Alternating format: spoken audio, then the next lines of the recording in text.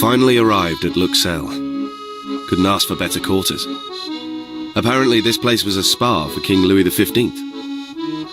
All around us, fruit trees blossom on grassy slopes covered by blue and yellow flowers. In the distance, I can see the snow-capped Vosges Mountains, their flanks bristling with a solid mass of giant pines. It's 5 a.m. and I'm scared as hell. In less than an hour, I'll be flying my first patrol to the front. Just imagining what it'll be like kept me up all night. Now I wish I'd got some sleep.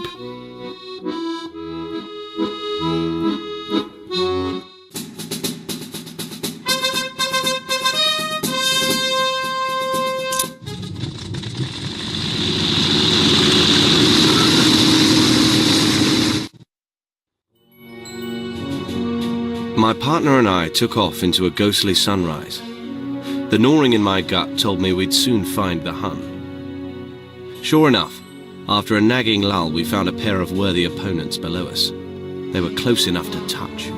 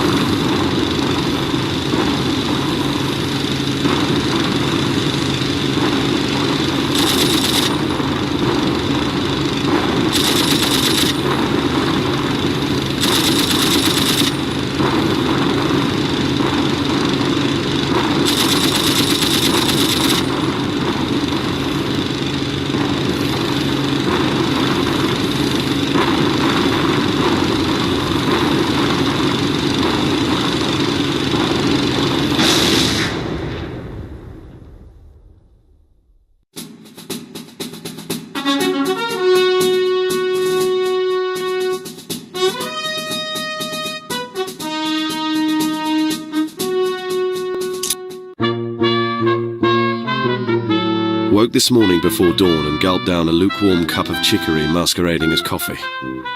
I'm flying wingtip on the mid-morning patrol to Verdun, so I'll have to eat breakfast later. Don't want to go up on a full stomach. One of the first things we learnt at flight school is that gas expands at high altitudes. Don't want to make the war messier than it has to be.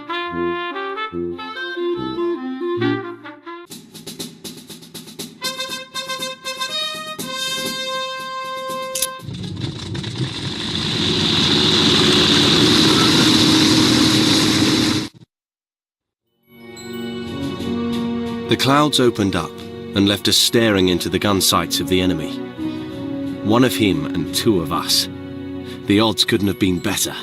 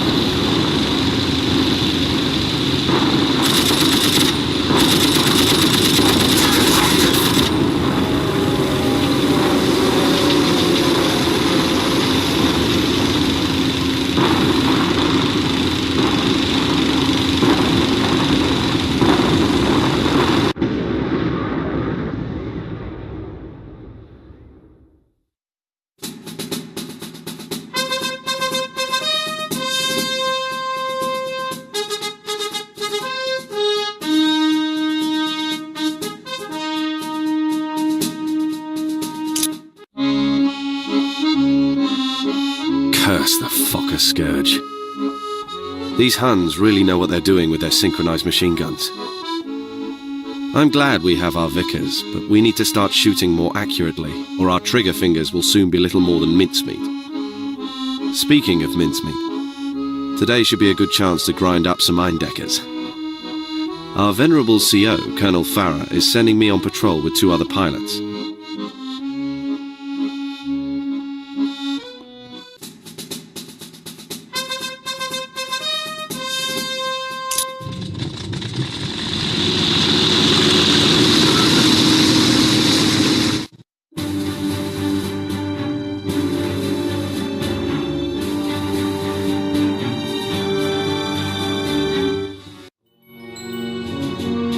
Squaring off for an equal match-up, I took my place as leader of our formation. The boys were depending on me as I steadied my hand to bank left and initiate our peel-off.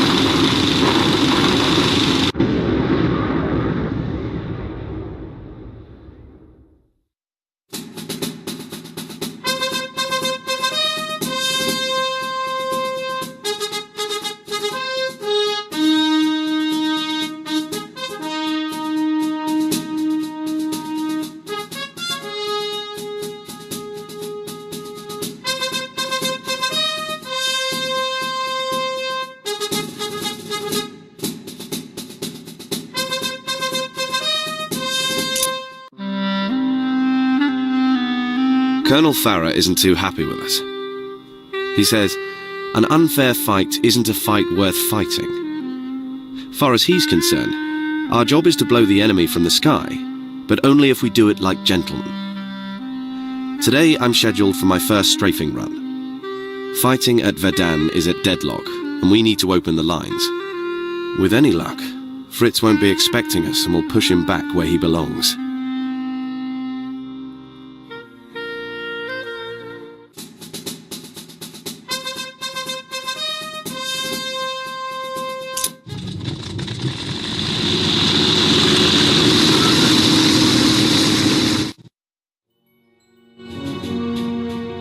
Huns on parade.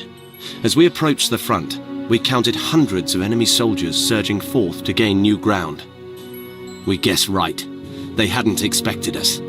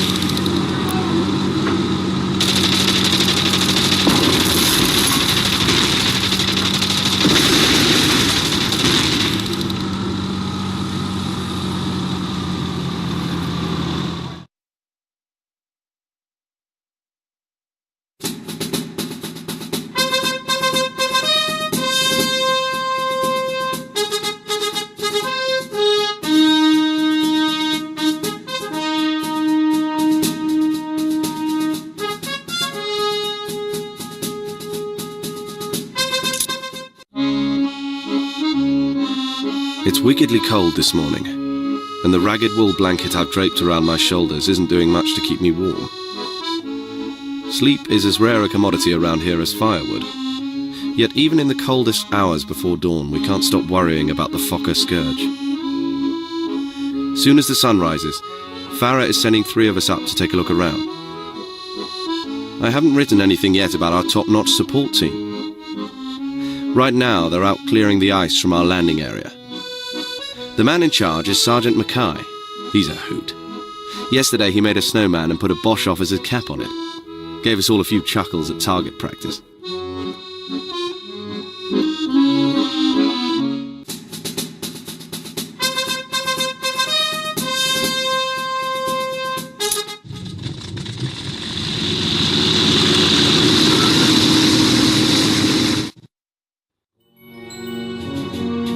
Looking around, and it suddenly got complicated. There were 3 Fokkers below us, and they wanted a fight.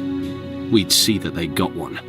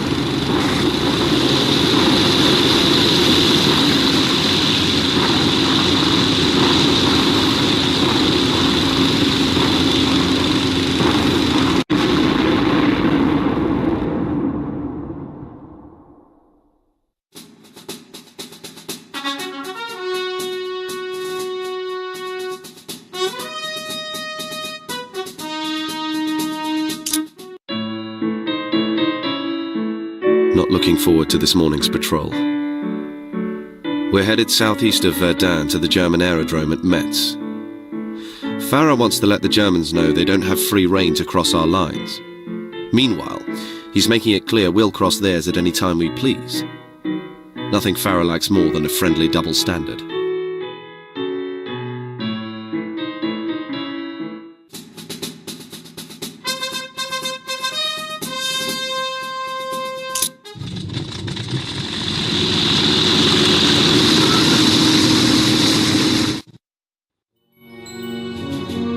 High over Metz, my partner and I confronted an Eindecker cruising alone. We were willing to let him go, but he boldly signalled that he wanted to engage.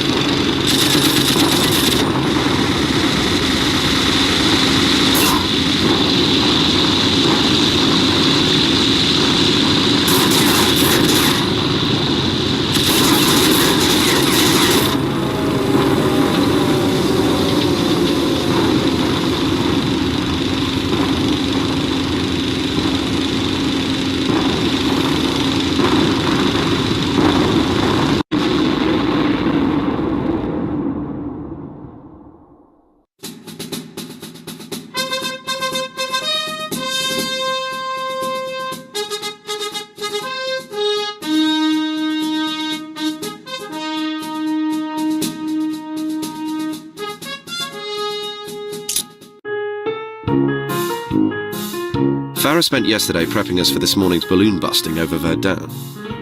He says it's easy to light up a balloon. All you gotta do is hit it. Now I know why Mackay thinks Farah has a simple view of things. Guess I couldn't figure out for myself that if you hit something filled with hydrogen, it'll erupt in flames.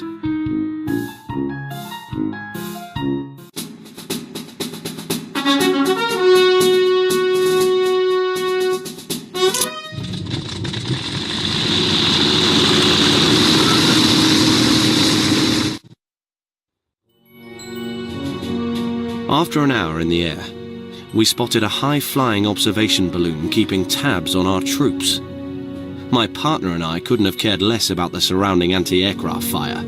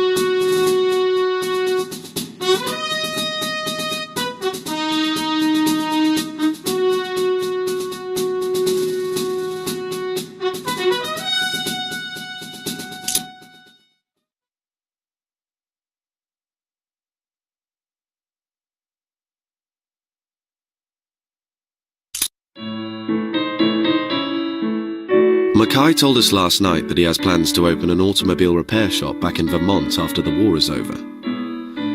It's nice to know that someone is thinking about this war being over. After breakfast, we're off to strafe a road at Metz. Farah's plan is to cut off the supply route for fuel delivery to the Metz aerodrome. Maybe that'll keep their planes off our backs for a while.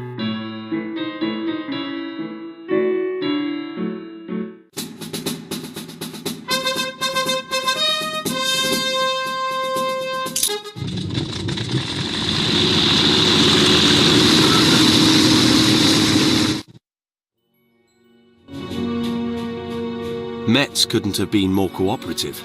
Just as Farah promised, I found an exposed line of supply trucks en route to deliver petrol. What a shame the aerodrome would have to go thirsty.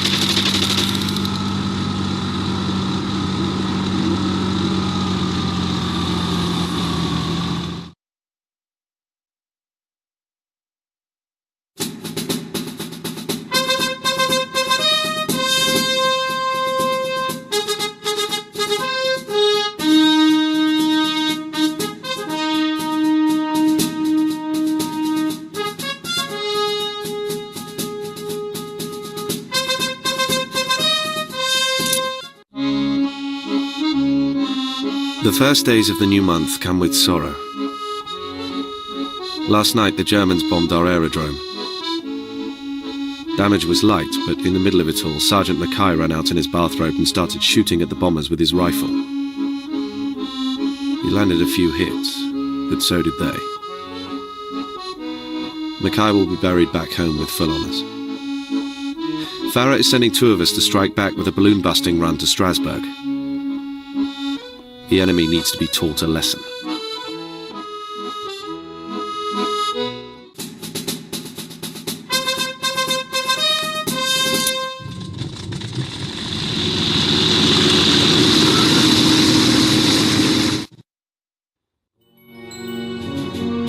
Under heavier anti-aircraft fire than we anticipated, we found an inviting balloon just asking to be blown from the sky.